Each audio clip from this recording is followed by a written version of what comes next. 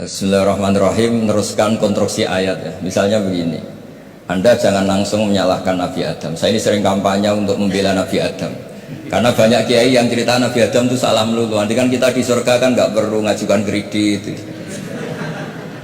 nggak perlu punya istri cantik yang minta ke mall, karena kelebihannya bidadari itu cantik, nggak minta belanja. Sudah gitu di madu juga nggak protes. Tapi kalau di dunia itu sudah minta belanja, di madu protes. Nah, jadi tapi kenapa Nabi Adam akhirnya keluar dari surga dan kita menyalahkan hanya demi kepentingan supaya tadi punya istri cantik, tidak minta uang apa belanja dan boleh dipoligami mau.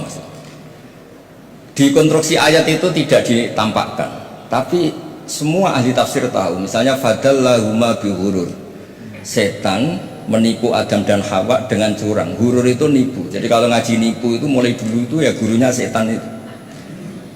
Jadi Nabi Adam itu di surga dengan penuh limpahan anugerah. Buah apa saja ada, makanan apa saja ada, enggak bayar. Tempat mewah leg juga enggak bayar. Kalau Anda di hotel leg sedikit aja bayarnya minta ampun.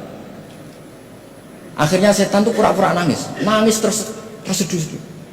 Akhirnya Nabi Adam menghampiri. Kenapa kamu nangis? Saya ini iba sama kamu, kasihan. Nikmat yang begini nikmat, pada akhirnya Anda ini mati. Karena Anda manusia, pasti mati. Kasihan sudah senikmat ini kemudian Anda mati. Pura-pura nangis, jadi lama ya nangis, acting. Akhirnya Nabi Adam tanya, lalu solusinya gimana? Terus setan tinggal numpangi. Hal adulluka ala syajaratil khuldi wa mulkil la yabla. Kamu mau tak kasih vitamin, makan pohon khuldi, nanti kalau kamu makan itu terus abadi. Jadi terus setan, Nabi Adam mulai ragu ya, tapi Allah melarang saya makan pohon khuldi itu, syajaratul khuldi itu. Kamu tidak usah cari tafsirnya, itu anggur apa ketela apa duren, itu namanya orang kurang penggawean itu gak penting. Ketika Allah tidak menjelaskan detail itu berarti detailnya itu tidak penting. Kamu sok penting nyari itu apa ya? Allah saja tidak menjelaskan, kok kamu yang manusia mau menjelaskan. Akhirnya Nabi Adam tanya, apa betul Allah itu melarang saya makan itu? Terus Allah cerita, wa qasamahuma inni lakuma laminan nasihin. Terus setan itu cerita, demi Allah saya tahu info terbaru bahwa sekarang nggak apa-apa. Jadi hukum terbaru itu. Singkat cerita Nabi Adam makan.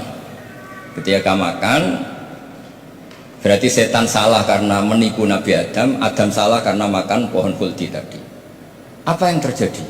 Allah manggil Nabi Adam, Adam kenapa kamu makan itu? Bukankah pohon-pohon yang lain, buah-buah yang lain itu cukup? Kenapa kamu makan yang saya larang itu? Terus jawab Nabi Adam ini yang unik, yang kita harus bela Nabi Adam ila yaumil qiyamah.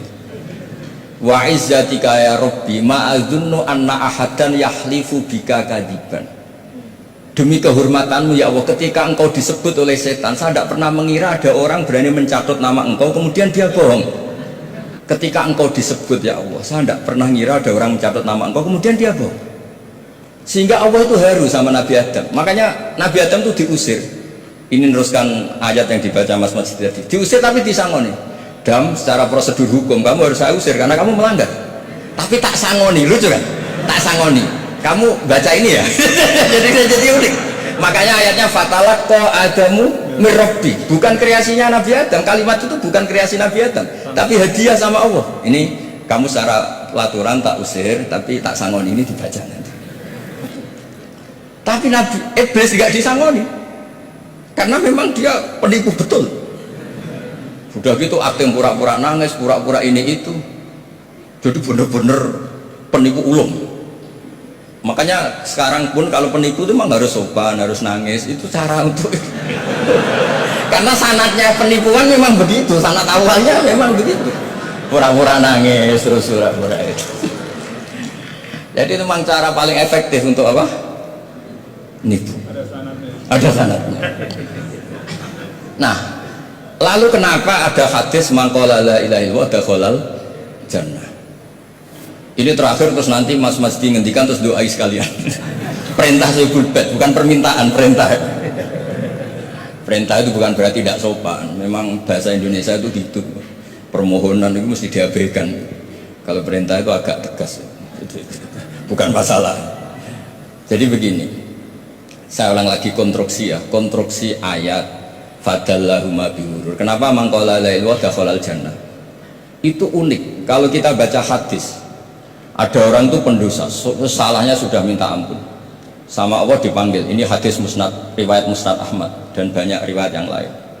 Dipanggil, fulan kamu kesini. Kamu lihat itu apa? Bok Gusti. Berapa? 99. Per bok itu maddul basar. Sepanjang mata melihat itu isinya dokumen kesalahan dia. Jadi nggak kayak yang di pengadilan itu hanya beberapa tumpuk. Itu sepanjang dia lihat itu kesalahannya dia. Sepanjang dia melihat. Sudah gitu jumlahnya 99. Sehingga dia putus asa, dia akan masuk surga.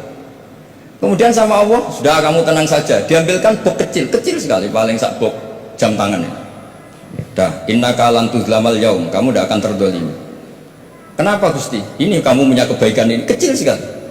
Ya apa efeknya Gusti? Kan nggak ngefek kesalahan seperti itu. Kemudian bandingannya hanya kebaikan sekecil itu. Udah kamu tenang aja. Setelah ditimbang, box 99 yang jumlahnya maddul basar kira-kira 3 kilo sama satu wadah jam kecil. Ternyata setelah ditimbang itu menangnya 1 jam kecil. Karena isinya la ilaha illallah. Malaikat itu nggak berani. Kamu berani, ada namaku kemudian kamu abaikan. Malaikat yang nimbang Pak Warsono itu diprovokasi sama malaikat yang lain. Kamu berani nggak mempertimbangkan kata Allah di situ? Wah ya tidak berani. Jadi disebut fala yaskulu ma'asmillahi ta'ala syai'un, dibandingkan asma Allah itu tidak ada yang bisa mengungguli. Nah di sini terus para torekot, para apa konwiridan Allah, Allah, Allah. Tapi karena kita ini sekarang sudah tidak ngaji malah tanya, gunanya apa sih menurut Allah, Allah? Lu nyebut pengirannya orang-orang gunanya. Oh ini sedang nyebut Tuhannya, oh, kamu tanya gunanya apa? Kamu tak kasih uang aja, tidak pernah tanya gunanya uang ini apa? Pas dijak wiridan tanya, gunanya apa sih? Oh dasar orang aneh. jadi logis. Nah Nabi Adam juga sama, ketika disebut asma Allah itu nggak mikir yang lain. Apa setan itu penipu apa enggak, sudah grogi yang manggil Allah langsung. Nah makanya saya mohon, kenapa kita memahami mangkana akhiru kalamihi Allah la ilaha illallah dakhalal jannah. Karena dengan itu malaikat gak berani macam-macam. Jadi nanti kalau anda ketemu malaikat tukang hisab, ayo silakan abaikan nama Allah. Kalau kamu berani berarti tidak malaikatnya Allah. Masa namanya Allah gak dipertimbangkan? Apalagi ini asmane Allah. Nah, makanya Nabi ngendikan fato satis sijilat wasakula ismuwah. Kemudian bab kesalahan tadi jomplang kalah. Kemudian yang menang hanya asmanya Allah Subhanahu wa ta'ala. Makanya terus disebut, sudah Nabi ketika tanya amal apa paling baik ya Rasulullah, gini dzikrullah fisri wal alan gini-gini. Dan kamu mati dan kamu hidup walisanu katorbun, kamu harus selalu ingat Allah Ta'ala. Nah kalau sampean tanya kenapa itu menjadi penting, karena tadi malaikat tidak akan memperbandingkan Allah dengan yang lainnya. Makanya ketika ulama-ulama sufi, kalau kamu habis salah istighfar, nanti di sohifah kamu akan ditulis habis salah, salah. Terus di belakang ditulis, tapi setelah itu dia bilang astagfirullahaladzim. Nanti malaikat tinggal aja kamu teror, kamu mempertimbangkan Allah apa yang itu. Ini tak ajarin, kalau tepak ya kamu didengar, kalau tidak malah digebuki, tidak tahu saya. Tapi itu ijazah resmi ini hari ini, hadisnya akurat. Ijazah. Gak ngotot mawon, kau nak kesuwen kepinteran nyanyi kulo. Assalamualaikum warahmatullahi wabarakatuh.